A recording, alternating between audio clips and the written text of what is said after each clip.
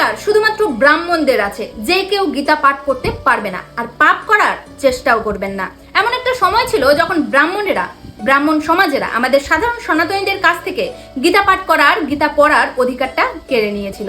ভগবান শ্রীকৃষ্ণের অমৃত বাণী থেকে আমাদেরকে বঞ্চিত করেছিল। আর বর্তমানে আমাদের সমাজে যেটা হয়, আপনি গীতা পাঠ করতে পারবেন না, কারণ আপনার গলায় না আছে তুলসী মালা আর কপালে না আছে তিলক।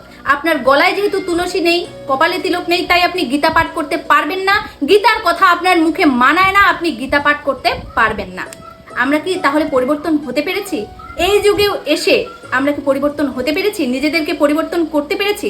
আচ্ছা, তুলসী তিলক বৈষ্ণবদের প্রতীক, তারা ধারণ করে ঠিক আছে, কিন্তু সাধারণ সনাতনী যারা রয়েছে, যারা তিলক তুলসী পড়ে না, যারা শৈব, শাক্ত বা অন্যান্য দেবদেবীর অনুসারী, তাহলে কি তারা গীতা পড়তে পারে না বা তারা গীতার কথা বলতে পারে না? এটা কি হতে পারে? এ কেমন ধরনের বিচার? যেখানে অন্যান্য ধর্মাবলম্বীরাও গীতা পাঠ করতে পারে, গীতার জ্ঞান নিতে পারে, সেখানে আমরা সাধারণ সনাতনীরা কেবলমাত্র তিলক তুলসী ধারণ না করার কারণে গীতা পাঠ করতে পারবো না? এ কেমন ধারা বিচার? নিজেদেরকে পরিবর্তন করুন।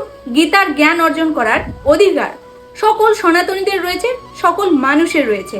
তাই কাউকে কখনো বলবেন না যে গীতা পাঠ করো না, গীতার কথা বলো না, তোমার মুখে মানায় না। এই কথাটা আপনাদের মুখে শোভা পায় না।